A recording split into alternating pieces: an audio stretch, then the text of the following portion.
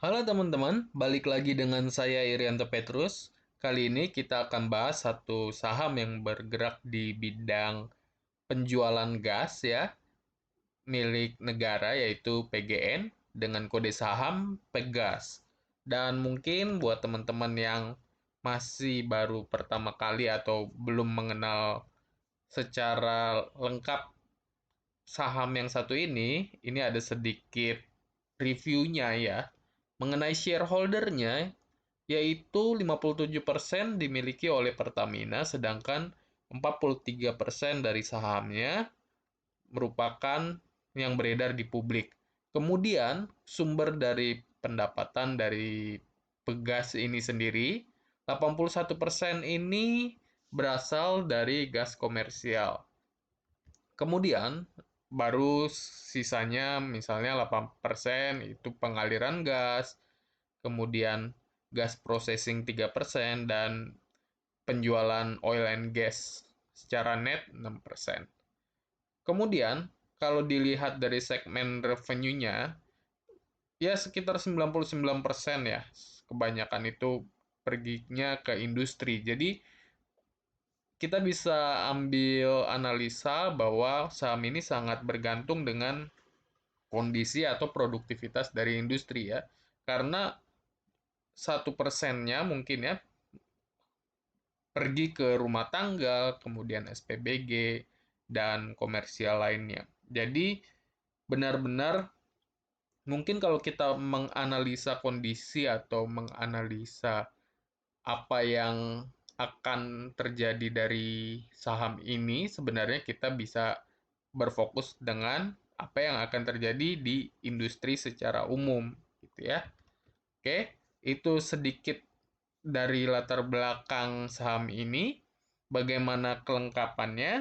Sebelumnya, jangan lupa untuk subscribe karena selain saham Pegas, kita akan membahas saham-saham lainnya dan berikut ini performa saham Pegas untuk kuartil pertama tahun 2021.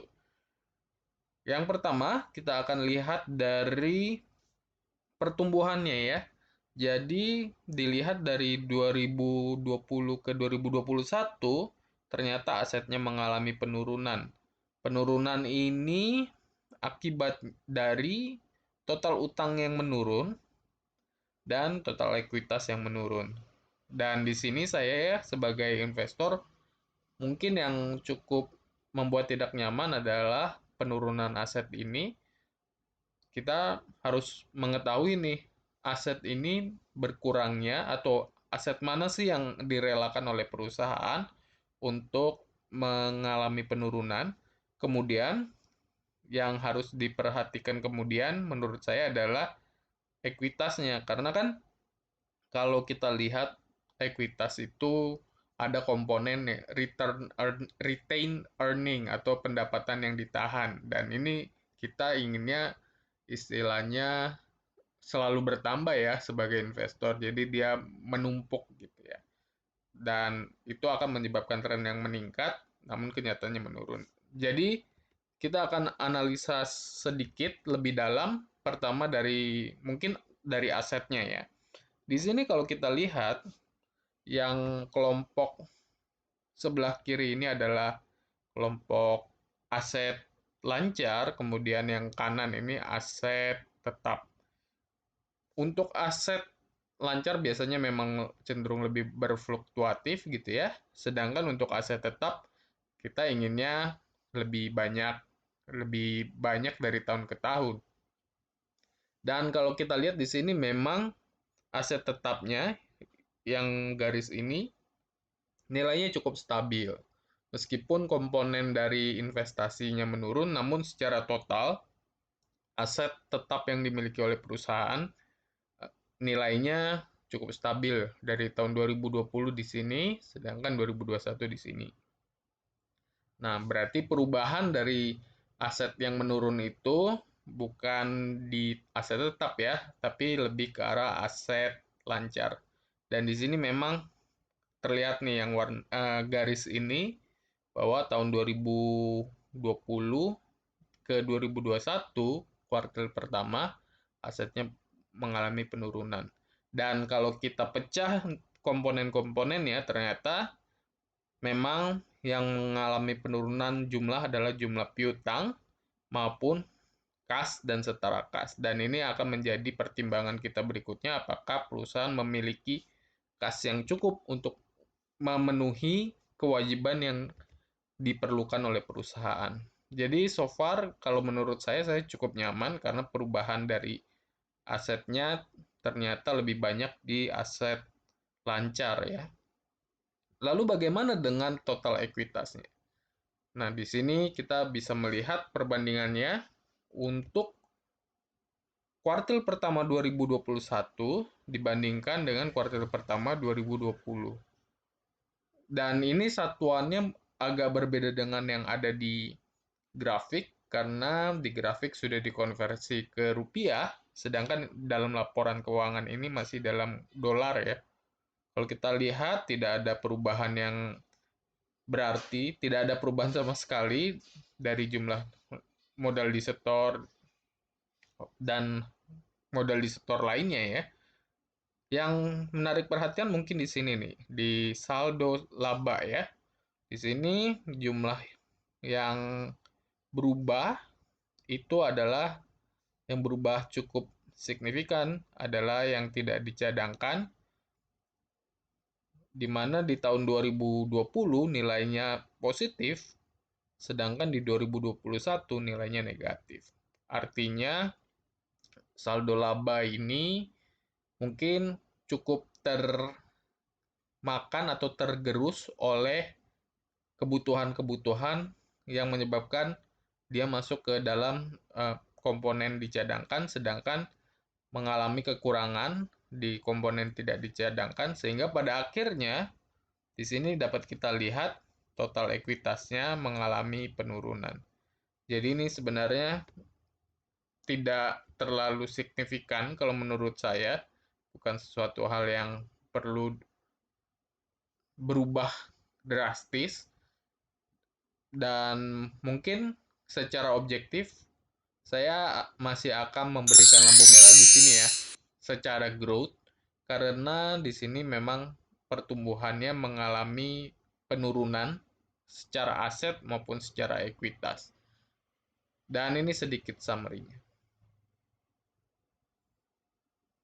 Kemungkinan terbesar mungkin ada pada di faktor yang ketiga ini.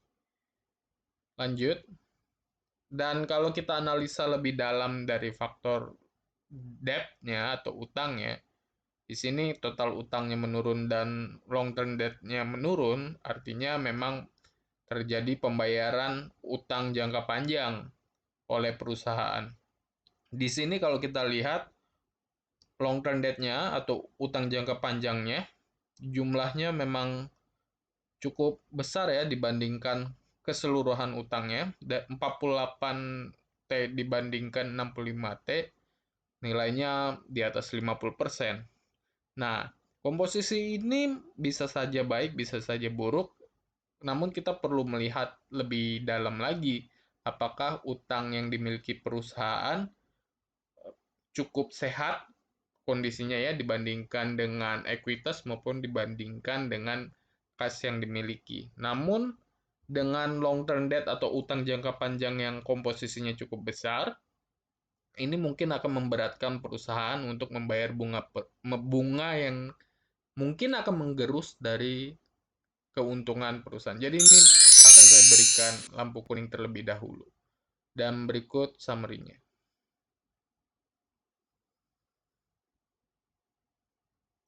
Lanjut.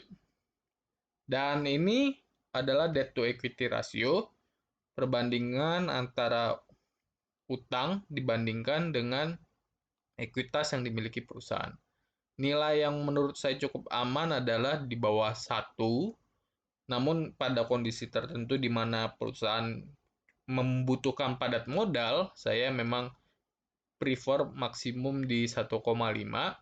Nilai ini memang sudah cenderung di atas ya, dengan tren yang meningkat, namun masih dalam batas toleransi saya. Terlebih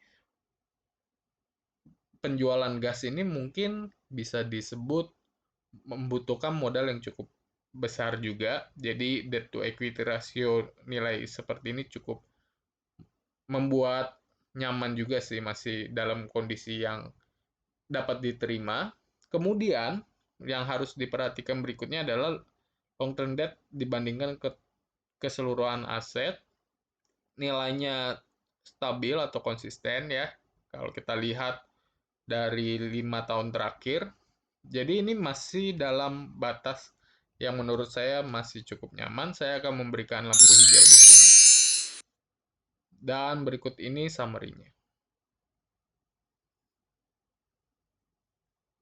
Lanjut.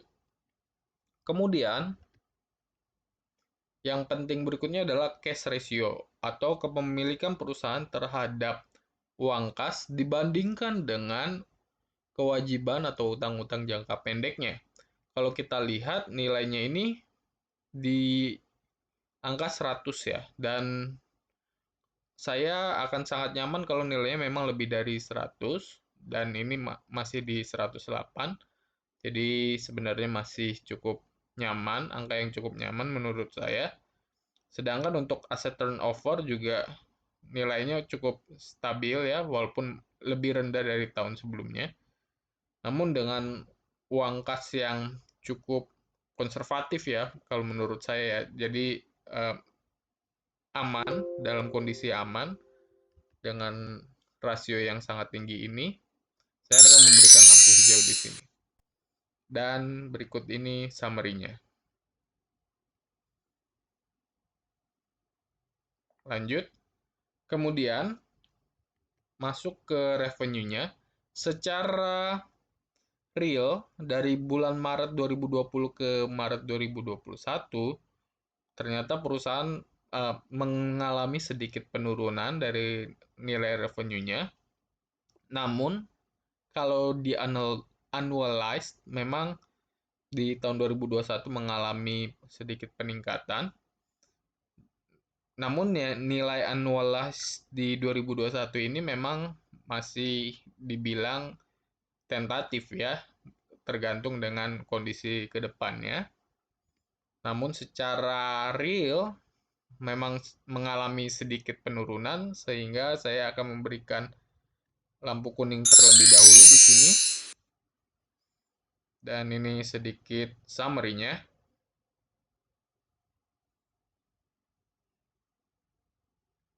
Lanjut. Sorry.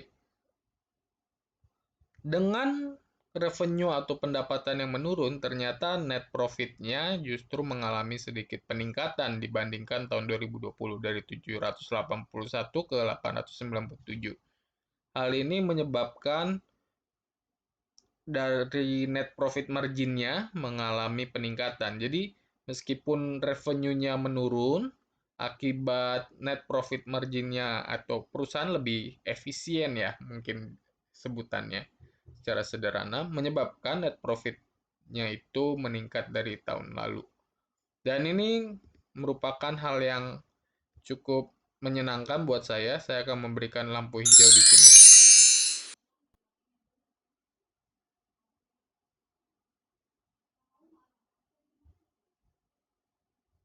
Lanjut.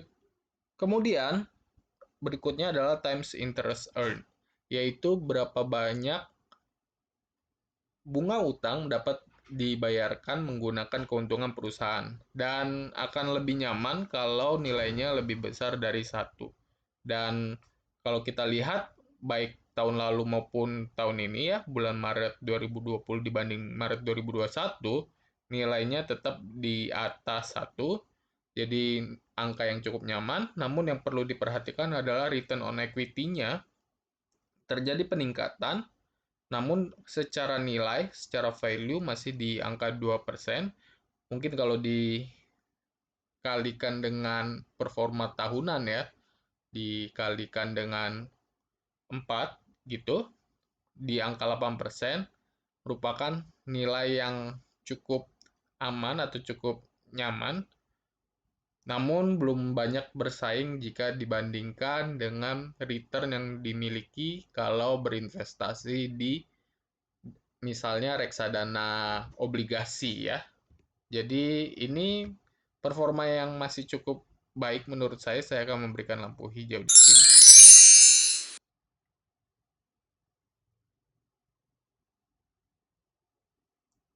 Jadi ini untuk 7% per tahun.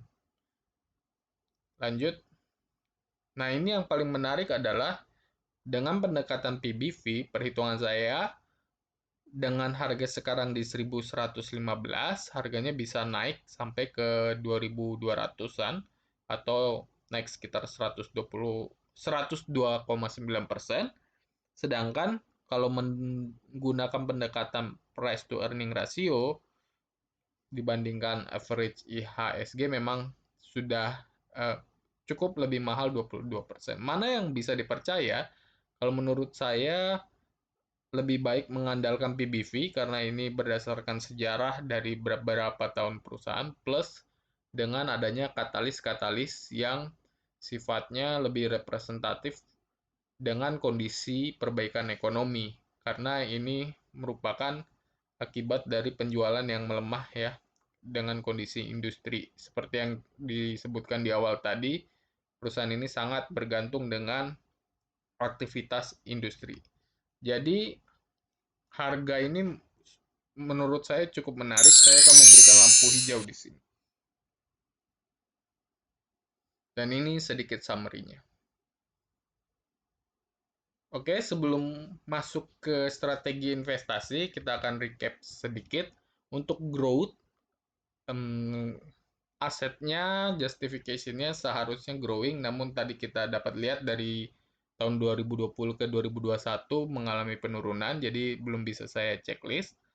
Kemudian untuk likuiditas, debt to equity yang rendah, sedangkan long term debt-nya juga termasuk rendah tadi dan stabil. Saya akan memberikan centang di sini. Untuk activity, cash reserve tinggi, saya akan memberikan centang, tadi cash ratio-nya di 108% ya. Kemudian untuk profitability, profitnya increase. Tadi kita dapat lihat dibanding 2020 mengalami peningkatan. Dan terakhir untuk valuasi, saya bisa kategorikan sebagai low karena masih memiliki potensi naik yang ya mungkin lebih besar dari 50% ya. Kalau di perhitungannya 108, namun ya secara real mungkin masih bisa di atas 50% menurut perhitungan saya dan ini masih bisa dikategorikan low berdasarkan PBV. Jadi strateginya bagaimana? Pertama, kita akan lihat kelebihan, kekurangan, dan kesempatan dan tantangannya ya.